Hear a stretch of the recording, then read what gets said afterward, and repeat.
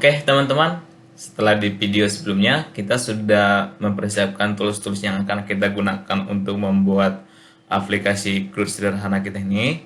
Nah, di tahap ini kita akan membuat database dan bagaimana cara konfigurasi database ke aplikasi CRUD kita ini. Oke, di sini teman-teman, pertama sekali kita jalankan dulu XAMPP-nya karena kita nanti akan membuat database di PHP MyAdmin. Jadi kita start dulu MySQL dan Apache-nya. Ketika ini sudah di start dan sudah running, ini bisa kita minimizekan dulu. Lalu kita masuk ke browser. Nah, di browser kita buka localhost PHP MyAdmin kita dengan cara ketik localhost PHP MyAdmin. Nah, dan beginilah tampilan PHP MyAdmin dan tempat kita akan membuat database. Oke, pertama kita akan membuat database dengan cara klik new atau button database yang ada di sini. Langsung kita klik saja. Nah, ketika di sini ada halaman create database, kita create database kita buat nama database kita itu adalah DB Campus. DB Campus. Nah, lalu kita create. Setelah kita create, kita akan diarahkan untuk membuat tabel. Nah, di sini kita akan membuat tabel dengan nama tabel mahasiswa. Lalu di number of columns-nya kita buat 3. Kenapa 3? Karena kita di sini hanya menginput name, nama, dan tanggal lahir. Oke, kita go saja. Lalu kita buat di sini, di name-nya itu name dengan tipe data integer dan length-nya 15. Artinya name ini hanya boleh diinput berupa angka. Maka tipe datanya integer. Lalu di sini nama. Lalu tipe datanya varchar dengan length-nya 50 dan ketiga tanggal lahir. Tanggal lahir. Nah, di sini tipe datanya date. Tanggal lahir. Oke. Ini length-nya tidak usah. Lalu kita save aja. Nah, ketika kita sudah save dan kita sudah berhasil membuat database mahasiswa. Tabel ini berfungsi untuk menyimpan data mahasiswa yang akan kita input melalui aplikasi CRUD kita. Oke, langkah membuat database dengan XAMPP di PHP MyAdmin sudah selesai dengan nama database DB Campus dan nama tabel mahasiswa. Selanjutnya kita akan membuat folder CRUD kita di dalam folder htdocs. Kita masuk dulu ke folder htdocs kita, terus kita buat folder project kita dengan nama CRUD mahasiswa.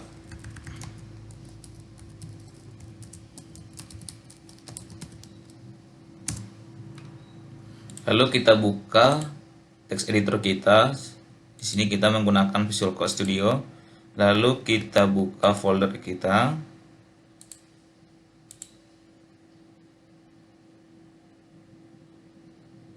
Nah, dan di sini kita akan membuat file konfigurasi aplikasi kita dengan database dengan cara kita buat sebuah file koneksi .php.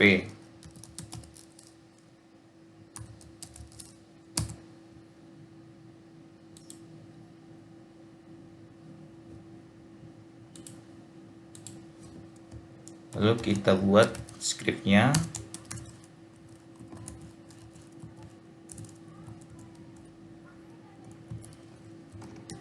Variable con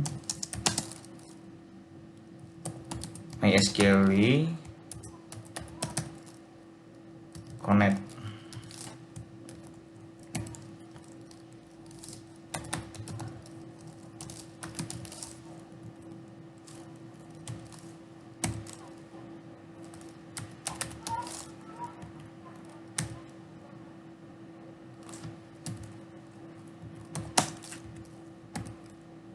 Nah, di sini kita masukkan nama database kita yang tadi yang kita sudah buat di PHP admin, yaitu DB Campus.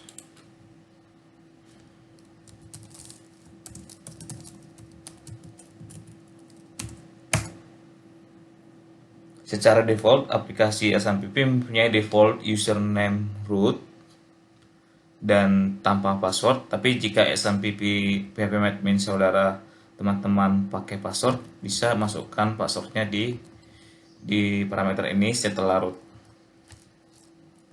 Nah, ini query untuk koneksi.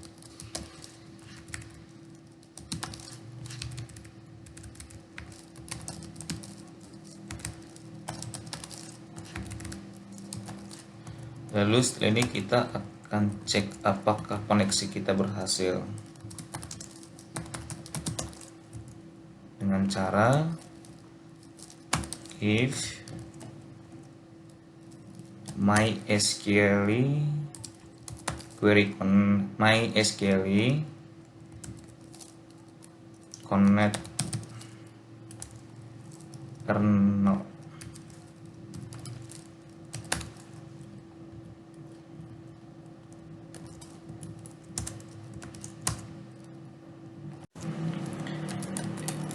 echo koneksi database gagal.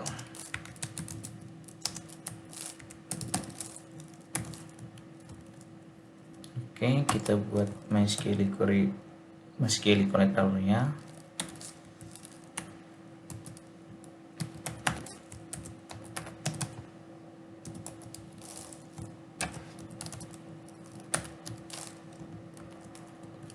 Oke, jangan lupa titik koma, lalu kita save.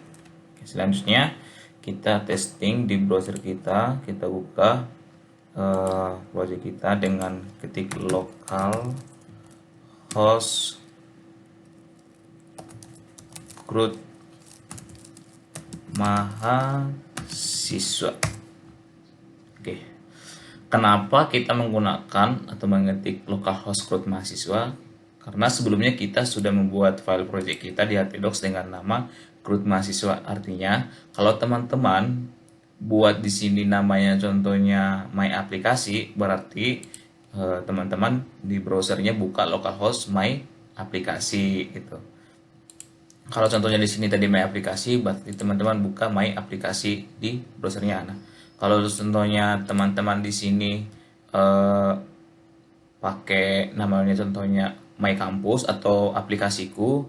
Nah, di sini juga nanti teman-teman buka localhost aplikasiku atau my campus gitu. Nah, karena saya di sini menggunakan root mahasiswa, nama folder project saya, jadi saya buka localhost root mahasiswa.